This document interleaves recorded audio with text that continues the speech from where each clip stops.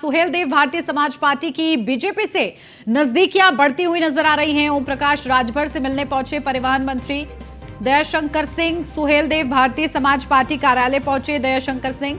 ओम प्रकाश राजभर से मुलाकात करने पहुंचे और इस मुलाकात को लेकर अटकलें अब तेज हो गई हैं। पहले भी ओपी राजभर से मिलते रहे हैं मंत्री दयाशंकर सिंह, जहां डिप्टी सीएम ब्रजेश पाठक से भी ओपी राजभर की नजदीकियां जो है बढ़ी हैं। तो ये बड़ी अपडेट, पहले भी ओपी राजभर से मिलते रहे हैं दयाशंकर सिंह और एक बार फिर से ये मुलाकात हुई है। डिप्टी सीएम ब्रजेश पाठक से भी ओपी राजभर की करीबियां लगातार देखने को मिलती हैं और इसी बीच सुहेलदेव भारतीय समाज पार्टी की बीजेपी से नजदीकियां बढ़ने का जो सिलसिला है वो ऐसे ही जारी है, जहां ओम प्रकाश राजभर से मिलने पहुंचे परिवहन मंत्री दयाशंकर सिंह। अपडेट लेते हैं, हमारे संवाददाता एसके वाजपेयी हमारे साथ जुड़ गए हैं। एसके, क्या कुछ जानकारी, देखिए इस मुलाकात का क्या नतीजा निकलेगा ये बात की बात है, लेकिन ये मुलाकात क्या कह रही है और लगातार ये नजदीकियां क्या इशारा कर रही हैं? बिल्कुल निश्चित तौर पर न्यूज वन इंडिया की टीम जब मौके पर पहुंची थी, उत्तर प्रदेश के मंत्री दयाशंकर सिंह, साथ ही साथ ओम प्रकाश राजभर जो कि सुहेलदेव भारतीय समाज पार्टी के राष्ट्रीय अध्यक्ष भी हैं, उनसे बात की थी। सबसे बड़ी बात यह है कि कल ही प्रधानमंत्री मोदी के साथ ओम प्रकाश राजभर की मुलाकात हुई थी। उसके बाद उत्तर प्रदेश में अगर उत्तर प्रदेश सरकार का कोई मंत्री उनसे मिलता है तो निश्चित तौर पर इसके राजनीतिक मायने हैं। हालांकि जब हमने मंत्री जी से बात की तो उनका स्पष्ट तौर पर कहना था कि 2022 के इलेक्शन में समाजवादी पार्टी गठबंधन के साथ ओम प्रकाश राजभर के जाने की वजह से बीजेपी को काफी नुकसान हुआ है और यही वजह है कि 2024 में बीजेपी कोई नुकसान नहीं लेना चाहती है। तो ओम प्रकाश राजभर से मुलाकात निश्चित तौर पर इसके राजनीतिक मायने, क्योंकि उत्तर प्रदेश में 2024 से पहले निगरीय निकाय के चुनाव होने हैं जिनकी संख्या 700 से ज्यादा है और जो एक तरीके से लिटमस टेस्ट होगा 2024 के लोकसभा चुनाव का, क्योंकि उससे पहले ये बड़ा चुनाव होने जा रहा है और ओम प्रकाश राजभर और दयाशंकर सिंह मिल रहे हैं। तो निश्चित तौर पर भले ही वो इसको शिष्टाचार मुलाकात बता रहे हो, लेकिन इसके राजनीतिक मायने हैं और राजनीतिक मायने इसलिए भी है कि बीजेपी 2024 के लिए कोई कोर कसर नहीं छोड़ना चाहती। उसकी कोशिश भी यही होगी कि जो भी समाजवादी पार्टी से नाराज दल हैं उनको अपने साथ जोड़ा जाए ताकि बेहतर परफॉर्मेंस 2014 या 2019 जैसी फिर से दी जा सके। यही एक वजह है कि दयाशंकर सिंह आज उनसे मिलने पहुंचे हैं। हालांकि दयाशंकर सिंह से उनकी करीबियां पहले से हैं और लगातार इस तरीके की मुलाकातें उनकी होती रही हैं। यही एक वजह है कि भारतीय जनता पार्टी ने किसी अगर प्रतिनिधि को भेजा जाए ओम प्रकाश राजभर के पास में जो इन सारे विषयों को लेकर बात कर सके, तो उसमें ज्यादा मुफीद दयाशंकर सिंह बैठते हैं, क्योंकि उनके साथ ओम प्रकाश राजभर की करीबियां पुरानी हैं।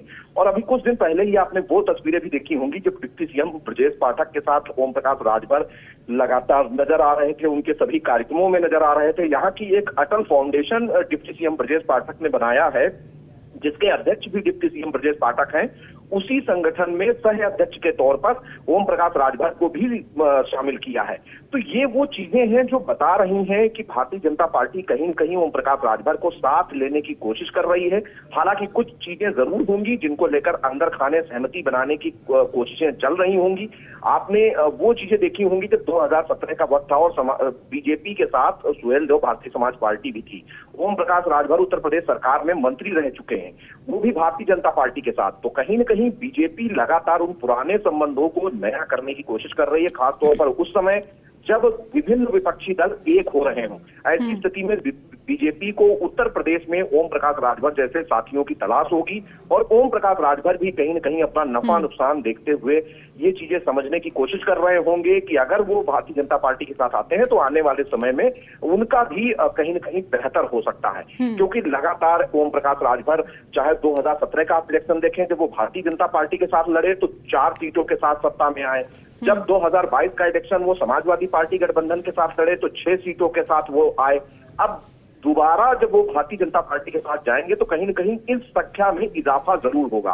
हालांकि पहले ही वो अपने बेटे के लिए बिल्कुल, और देखिए किस तरीके से आने वाले चुनाव में ये गठजोड़ क्या बनता है और बनने के बाद किस तरीके से आगे कार्य होते हैं देखना होगा। बहुत शुक्रिया इसके आपका तमाम जानकारी के लिए।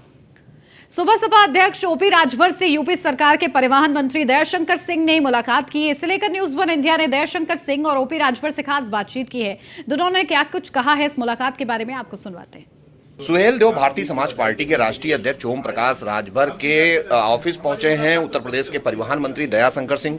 उनसे हम जानने की कोशिश करेंगे कि आखिर इस मुलाकात के क्या मायने हैं, वो भी उस समय जब उत्तर प्रदेश में नगरीय निकाय चुनाव होने हों, और जो एक तरीके से लिटमस टेस्ट है 2024 के लोकसभा चुनाव से पहले। मंत्री जी, आज आप यहाँ पहुंचे हैं, हालांकि मुलाकातें पहले भी होती रही हैं, आज भी आप मुलाकात कर रहे हैं, इस मुलाकात के क्या मायने निकाले जाएं? नहीं, बस आज रामनवमी था तो मैं आया था, और ये भी हमारे आते हैं, हम भी आते रहते हैं, सदैव हम लोग ऐसे मिलते रहते हैं। कोई आज कुछ हमारे क्षेत्र का भी समस्या थी, एक कट निकलने वाला है पिटा का, आप ही की विधानसभा में है वो, तो उसके लिए भी बात करनी थी। एक डिपो बन रहा है, उसके बारे में भी बात करनी थी। और जहाँ तक राजनीतिक सवाल है तो माननीय ओम प्रकाश जी की बात हमारे सभी नेताओं से होती है, राष्ट्रीय अध्यक्ष जी डायरेक्ट बात करते हैं, अमित शाह जी डायरेक्ट बात करते हैं, योगी जी से इनकी बात होती है। तो कभी इस तरह की इनको बात भी करनी होगी तो अपने उस स्तर तक बात करेंगे। हम लोग मिलते रहते हैं, लेकिन ऐसे मैं कह सकता हूँ कि भाई कोई चुनाव हो या कोई भी हो तो कोई अंतिम नहीं रहता, कभी भी कुछ भी हो सकता है। प्रधानमंत्री मोदी से मुलाकात होती है, उसके बाद आज आप मिलने आते हैं उत्तर प्रदेश में, चाहे ज्वाइनिंग कमेटी की बात रही हो या संगठन में उपाध्यक्ष रहने की बात रही हो, तो उस दौरान की मुलाकातें और आज की मुलाकात कहीं ना कहीं कुछ तो महत्वपूर्ण है। हमारा तो देखिए सदैव प्रयास रहता है। मैं तो कहता हूँ कि भाई देखिए आज ये जिधर रहते हैं, अब हमारे ये हम लोग के साथ होते तो हमारे पूर्वांचल में और भी बहुत सारी सीटें हम लोग के पक्ष में होती, तो ये हम लोग के साथ रहेंगे तो ये इनके लिए भी अच्छा है, हम लोग के लिए भी अच्छा है।